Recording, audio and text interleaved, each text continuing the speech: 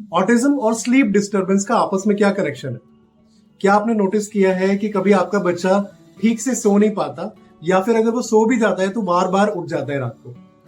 तो आज के वीडियो में हम ऑटिज्म और स्लीप से रिलेटेड इश्यूज और उसके सॉल्यूशंस के बारे में बात करेंगे और इस मिस्ट्री को सॉल्व करेंगे।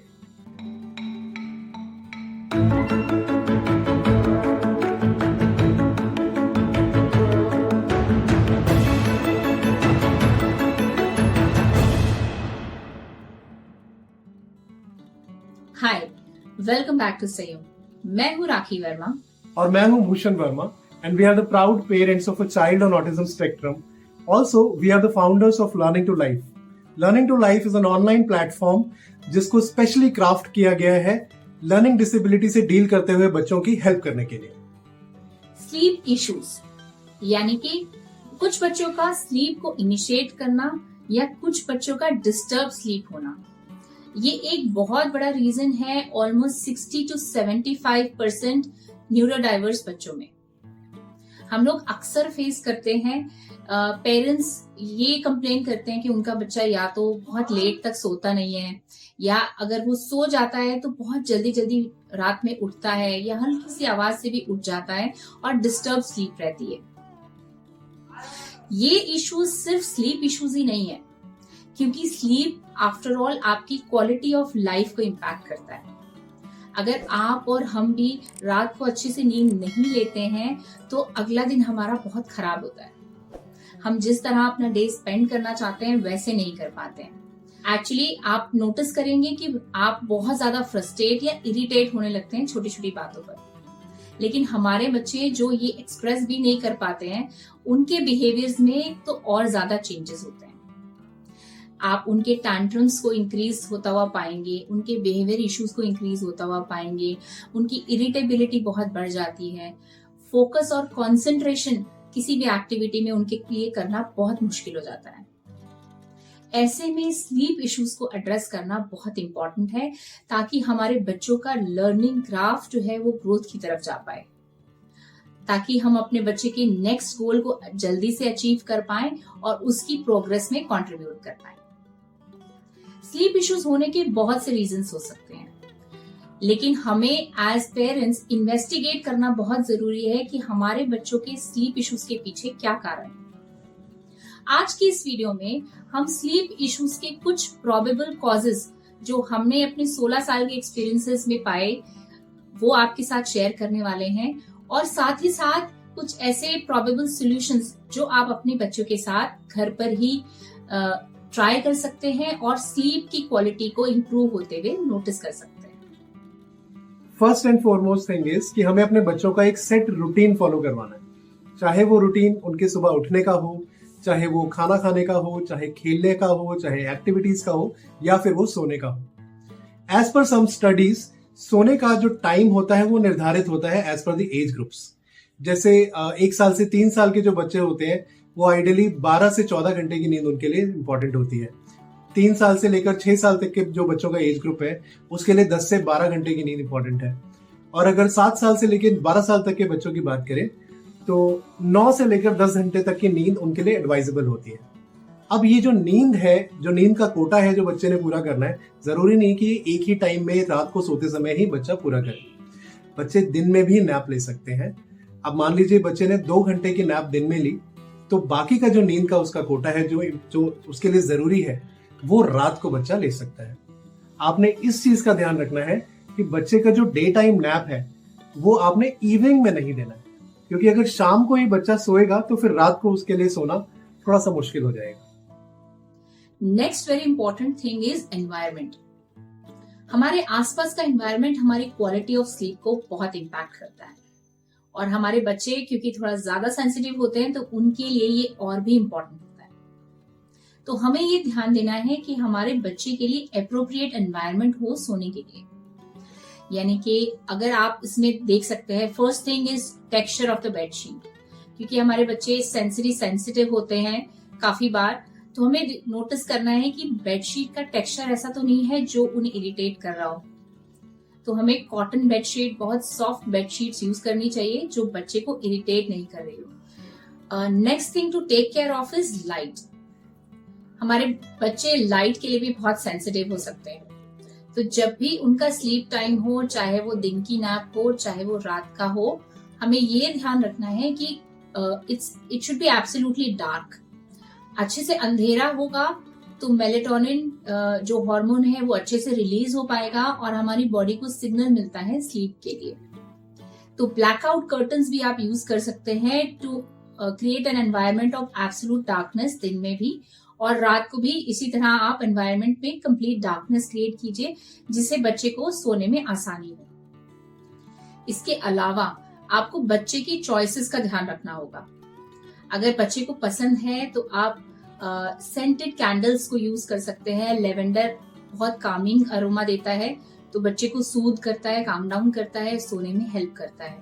इसी तरह से लाइट म्यूजिक जो बच्चे को पसंद हो वो भी स्लीप इंड्यूस करने में बहुत हेल्पफुल रहता है। तो इस तरह का एनवायरनमेंट हमें इंड्यूस करने की जरूरत है जो बच्चे के लिए सूदिंग इफेक्ट करे और उसको स्लीप टाइम में जाने के लिए एनकरेज करे।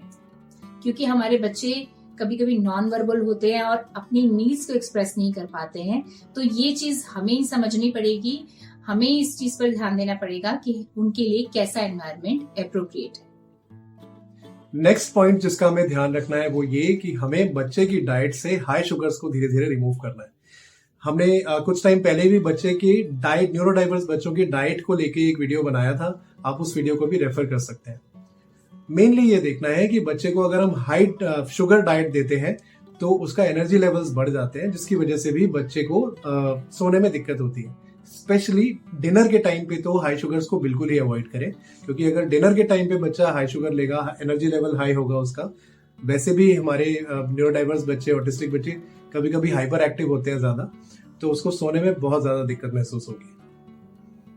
तो इस बात का ध्यान रखें कि बच्चे को ड्यूरिंग द डे टाइम उसको अच्छे से एक्सरसाइज कराएं, ऐसी एक्टिविटीज करें जिसमें बच्चे को थकान महसूस हो, और शाम के टाइम उसको लाइट खाना खिलाकर समय से सुला दें, सो दैट उसकी स्लीप की क्वालिटी बेटर।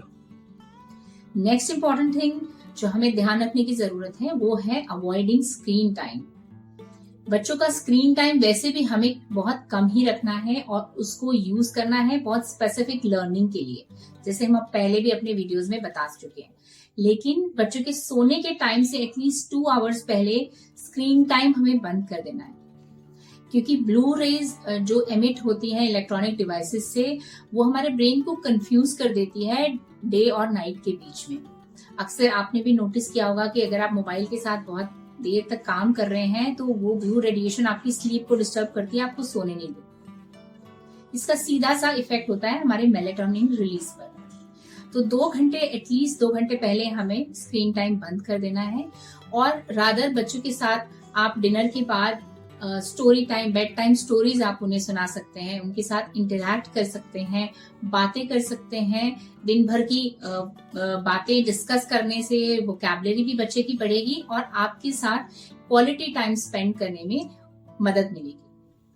एक और चीज जो बहुत इंपॉर्टेंट और बहुत यूजफुल हो सकती है बच्चे की स्लीप की क्वालिटी को बढ़ाने के लिए, वो है रात के टाइम सोते समय बच्चे को मसाज करना। बच्चे को जॉइंट कंप्रेशन मसाज भी दे सकते हैं, उसके ऊपर हमने एक वीडियो बनाया हुआ है, प्लीज आप उस वीडियो को देख सकते हैं। अपार्ट फ्रॉम दैट, उसको बच्चे को जो उसकी पसंद की स्मेल है, ऐसा कोई पाउडर या ऐसा कोई ऑयल, आप एसेंशियल ऑयल यूज कर सकते हैं, जिससे धीरे धीरे जितना प्रेशर बच्चे को पसंद है उतने प्रेशर के साथ उसको मसाज दें। जब आप उसको मसाज दे रहे हैं बच्चे को, उस टाइम पे उससे बातें करते रहे। It will be a very good opportunity to spend quality time with the child. और जब बच्चे को आप मसाज देते हैं रात को, तो उस टाइम उसको बहुत रिलैक्स्ड फील होता है, और उसी रिलैक्सेशन के चलते उसको सोने में आसानी होती है। अगर ये सब प्रैक्टिसेस जो अभी तक हमने डिस्कस की है वो करने के बावजूद 15 से 20 दिनों में भी अगर आपको बच्चे की स्लीप पैटर्न में कुछ फर्क नजर नहीं आता, तो ये हो सकता है कि कोई मेडिकल कंडीशन है। कोई मेडिकल कंडीशन है जो बच्चा एक्सप्रेस नहीं कर पा रहा है, जैसे हेडेक हो सकता है, गट इश्यूज की वजह से, गैस्ट्रिक इश्यूज की वजह से पेट में दर्द हो सकता है, या ईयर इन्फेक्शन भी हो सकता है। ईयर इन्फेक्शन या ईयर वैक्स भी एक कॉमन प्रॉब्लम है बच्चों में, जो रात के समय थोड़ा ज्यादा प्रॉब्लम करती है। उसकी वजह से भी बच्चे अच्छी तरह से सो नहीं पाते। तो ये सब प्रॉब्लम्स को रूल आउट करने के लिए हमारा सजेशन है कि आप जल्दी से अपने पीडियाट्रिशियन से मिलिए और ये सब प्रॉब्लम्स को के प्रोबेबल कॉजेस और उनकी ट्रीटमेंट पर ध्यान दीजिए। हो सकता है इन प्रॉब्लम्स को फेस करते हुए बच्चा रात को अच्छे से ना सो पा रहा। अगर आप ये सारे स्टेप्स ठीक तरीके से लेते हैं तो आप देखेंगे कि धीरे धीरे करके बच्चे की स्लीप इनिशिएशन और उसकी स्लीप क्वालिटी बेटर होनी शुरू हो जाएगी। आपने पेशेंस जरूर रखना होगा। हो सकता है कि ये चीजें ऑब्जर्व करते करते, इम्प्लीमेंट करते करते तकरीबन 1 महीने का समय आपको लगे, and then you will start noticing कि हाँ, अब बच्चे में इफेक्ट नजर आ रहा है। लेकिन अगर फिर भी उसके बाद भी आपको अगर बच्चे की स्लीप क्वालिटी बेटर होती नहीं नजर आ रही है और वो रात को बार बार उठ रहा है या सोने में बच्चे को दिक्कत हो रही है, वो समय है जब आपको दोबारा अपने मेडिकल प्रैक्टिशनर, अपने डॉक्टर के पास जाना होगा और आप उनसे पूछ सकते हैं कि क्या कोई सप्लीमेंट देने की बच्चे को जरूरत है। मार्केट में मेलेटोनिन सप्लीमेंट है जो कि डॉक्टर्स कभी कभी प्रिस्क्राइब करते हैं बच्चों को स्लीप इश्यूज से ओवरकम कराने के लिए। लेकिन मैं फिर से बोलूंगा कि आपको ये जो सप्लीमेंट्स है इसको एज अ शॉर्टकट अपने बच्चे के साथ यूज नहीं करना है। आपने इसे तभी यूज करना है जब आपके पीडियाट्रिशियन उसको सजेस्ट करें कि आप अपने बच्चे को दे सकते हैं। अपने बच्चे की ऑटिज्म से रिकवरी की इस जर्नी में हमने बहुत बार देखा है कि बहुत से पेरेंट्स हार मानना शुरू कर देते हैं।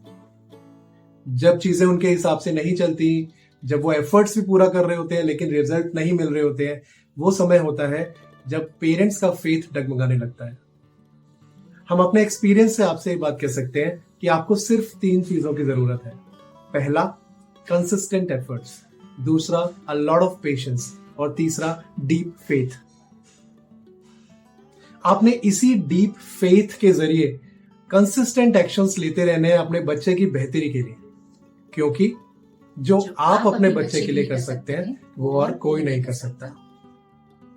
अगर आपने अपने बच्चे के लिए अभी तक हमारा लर्निंग प्लेटफॉर्म learningtolife.com एक्सप्लोर नहीं किया है तो वो आप जरूर कीजिए। हो सकता है आपके बच्चे को बहुत बेनिफिट मिले, और अगर आपने एक्सप्लोर किया है तो बाकी लोगों के साथ इसे शेयर करना ना भूलिए। आपकी छोटी सी कोशिश किसी की जिंदगी में बहुत बड़ा फर्क ला सकती है, तो इन कोशिशों को करना मत भूलिएगा। See you very soon in our next video. Till then, take care. God bless you.